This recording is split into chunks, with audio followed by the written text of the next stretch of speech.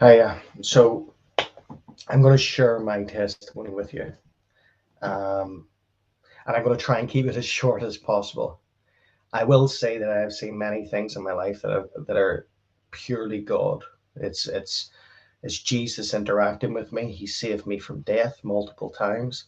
He's healed me multiple times. He's healed those around me multiple times. But the part I'm going to focus on right now is how God saved my marriage, how he brought me from a head knowledge to personal relationship with him, and he stopped divorce and devastation going through our family. So without further ado, I will tell you that I gave my heart to the Lord on my wedding day. I'd previously, like most people, had an experience with the Lord when I was younger and given my heart to him then, but it completely pulled away. And on my wedding night, our wedding day, we had just said our vows and we came back. We got married in the Caribbean. We came back to our chalet, and I was under complete and utter conviction about ignoring Jesus in my life. I knew that he'd already done so much. I should have died a few times before, and I knew straight away that it was him. I'd experienced the miraculous already in my life at that point. But like most of us, I wanted to get on with the things that I wanted in life. And I remember just previous to our wedding day, I remember having, because I used to fight professionally, I remember having a big fight, a title fight. And, we all do this prayer. We make a deal with God for something we want, treating God like a genie. And I did. And I remember saying to God, Lord, if you let me win this fight, I promise I'll serve you. Now, I wouldn't have prescribed myself as a Christian at this point. And I won the fight. And then I completely and utterly just kind of went back on the promise. So come our wedding day, I'm under this conviction of how I've ignored God, and I get down on my hands and knees and I give my heart to the Lord. And it's like the scales falling off my eyes. I remember saying to my wife that I'm looking at grass differently. I'm looking at the sun differently, at the sky differently. Everything now had meaning.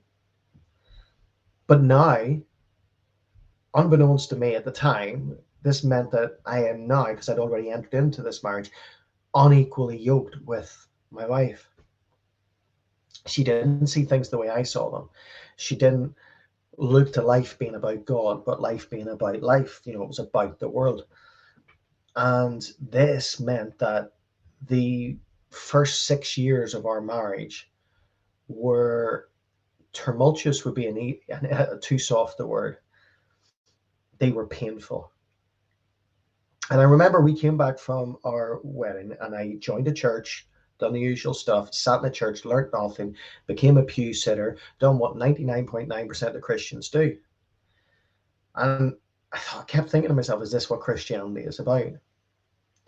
And I'd had this head knowledge. I was very good at, at reading and knowing what the word said, but nothing was sort of resonating into the heart. And I went through a couple of different issues. I had an accident where I broke my back, and I was between a wheelchair and walking sticks for about 18 months. Told that I would never do the martial arts again, never fight again, and all of this. And then I went to faith. Somebody brought me to a church to a faith healing meeting, and long story short, God healed me. But as God healed me, I realized that what had happened in the process is a lot of myself had been lost in that injury. I'd lost my self-confidence, I'd lost my self-esteem, I'd lost any sort of, figure of who I was. And I was lost at this point. And I remember my wife was on a different trajectory completely, and she was out partying. And I remember one night she came home from the club, and we had this conversation where she told me she didn't love me anymore. And those words are, those words are hard to hear. We had 2 kids at this point. She just told me straight out. My reaction to this was not good. And I sort of, after we argued, I walked off. I went into the garage. I hung a rope from the ceiling, climbed the ladder, put my neck in the noose, and kicked the ladder away.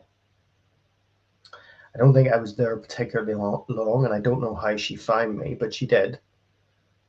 And she took my weight and put me back in the ladder.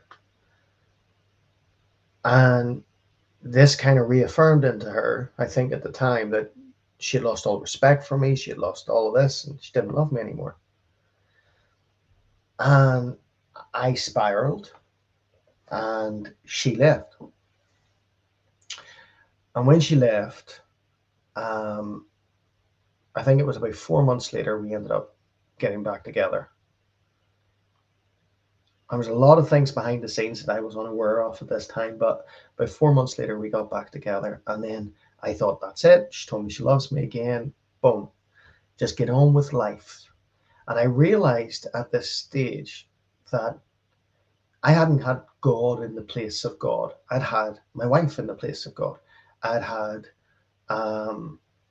my family, my business, everything took the precedent, took the position of where God would have been and should have been. And as my life went on, as things continued, about a year later, come Valentine's Day, I brought these gifts home to my wife, and she told me those words again. She told me she didn't love me anymore. And she left again. And this time it felt permanent. It was much longer. I think at this process, she got a house, and she moved into this other house. She took the kids, and we split the kids between us. I had the kids probably about 4 days a week, but I remember the pain in this process, and the pain in this process caused me to isolate myself from people, because I didn't want to hear what everybody had to say. And I remember meeting with my minister at the time, and him telling me, well, divorce just happens. And I was like, well, no, there's promises in the Bible that are for me. And if those promises are for me and I'm the high priest, and this was all I knew, I just knew it wasn't right. I don't want divorce. I don't want to have my family living somewhere else and me living here. And I remember in this process, an awful lot that happens, and I'm just shortening everything for you. God made himself real. I mean, he showed up in the room for me. I'd went through all of this turmoil with my wife, and a load of things came out. And I remember after a certain revelation, I came back to my house on my own. And I went into the living room. The lights weren't on or anything like that. I just sat down on the floor. And as I sat on the floor, I was broken. I was crying like a baby. And I cried out to the Lord. And he spoke to me in a new way at this point, because I cried out. In Jeremiah 33, verse 3 says, cry out to the Lord, and he will show you a new and mighty thing. I cried out, completely broken. And I remember saying, Lord, if I am to stand, if I'm to continue to stand, we're broken up about a year now. She's living somewhere else for a year. If I am to continue to stand, no, it's over a year. It's about 14, 15 months, something like that. If I am to stand, Lord, show me, tell me, will we get back together? And I heard these audible words. And as I heard these audible words, the whole room lit up. And I heard the audible words, it will be so. And I kind of thought to myself, that's not how I speak. And I asked it again, and I heard it again. And then I said, when? And I got bold before God. And I said, when? When will it happen? When will we get back together? And I heard the number 3. And I got this notepad out in front of me while I was sitting there, and I wrote down those words that I heard, and I wrote 3 and traced over 3 over and over and over again. And then it comes up to about Christmas time. And I remember that at Christmas time we were sort of getting on really well again, and we were getting close again. And I remember she invited me to spend Christmas at hers. So I came around to spend Christmas at hers. And then it all transpired that everything that had happened and the reasoning behind everything all came out on Christmas Day, on Christmas night. And I walked out and I said, Lord, that's enough. And as this continued on, I have this period now. I have this period of waiting. And I just says, I'm not seeing you anymore. I'm not coming to your house, because I went through that thing of going, she was still on the pedestal for me. She was still everything that I needed and everything that I wanted. And I was still trying to make her like me and all of this sort of thing. And then it's sort of just like a knock on the head from God. Stop that. I'm your number 1. And I met with a friend of mine, and I told him that God kept bringing up to me Matthew 6:33. Seek ye first the kingdom of God and all of its righteousness, and all these things will be added on to you. And it was like going from here to here. And I had this realization at this point, completely broken. I mean, when you've been through that, and I know loads of people have, but I can tell people personally through witnessing this that it's a physical pain. It feels like when you've been winded, and that's the feeling I would have got continuously. And I remember the transpires that our son's birthday is like the day after our wedding anniversary, and the way the weekend fell, they were celebrating it on what was our wedding anniversary. And she asked me to meet up with them. And I remember meeting up with them, and I was different. I mean, I was different. In this period of about 18 months completely, I had been changed by God. I had went from having a head knowledge and having a submission to God to walking hand in hand with him through the valley, to knowing that he never leaves me nor forsakes me, to realizing that he is always in this room with me. And I had changed. I mean, I had grown. Previously through my injury, I'd lost all my confidence in who I was, but now I was a brand new creation, and I realized that. And I remember meeting up with her, and we met up at a hotel to celebrate my son's birthday, and we kind of spent the whole day together. But she was very open about this. She was doing things to try and upset me and trying to hurt me, because I'd ignored her. And in her words, she looked at me and she said, there's something different. And what was different is I had went from this head knowledge to this heart revelation, and now I knew I'm good.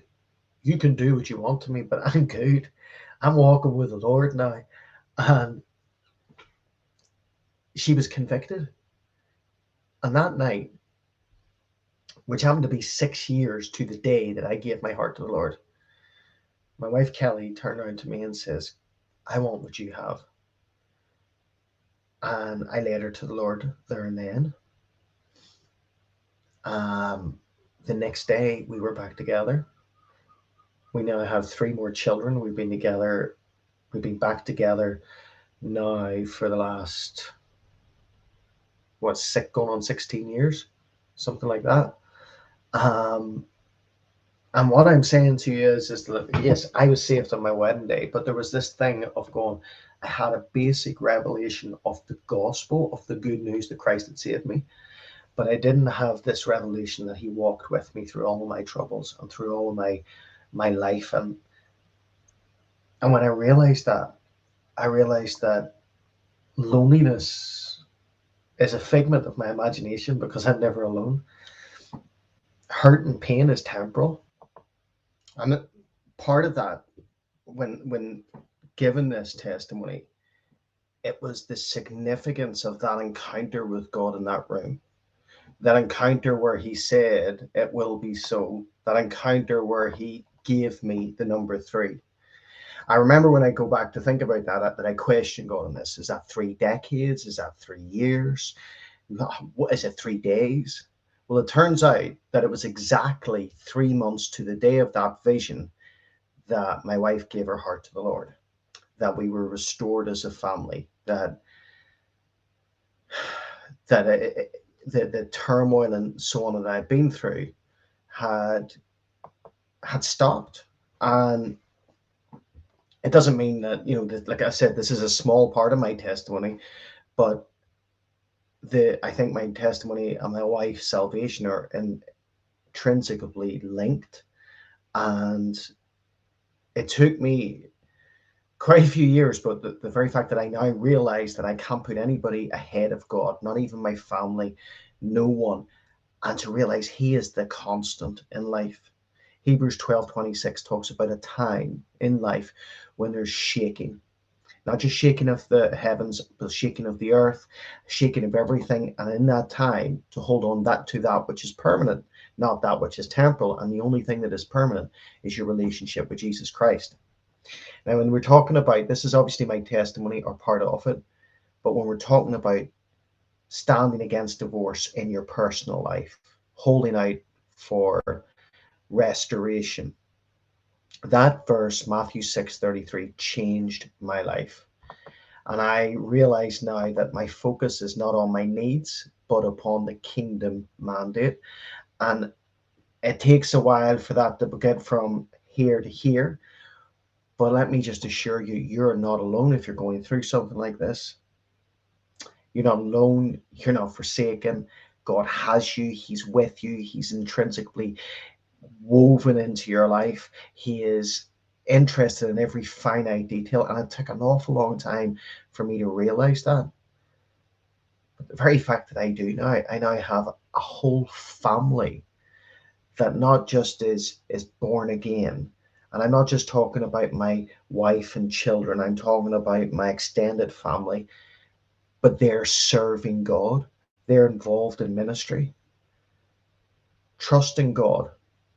I love the sense of humor God has, that is 6 years to the day that I got saved, that Kelly got saved. It was 3 months from that vision, and He gave me the number three. And I guess part of my testimony in this is that God is not just the school teacher in heaven. He is intrinsically linked into your life. He's interested in every finite detail, and He cares so ridiculously much for you and what you go through. So seek first the kingdom, and all of those needs, they'll be added on to you. Guys, God bless. I hope this helps someone. And if you can take a second, if you can share it about, that would be fantastic. If you can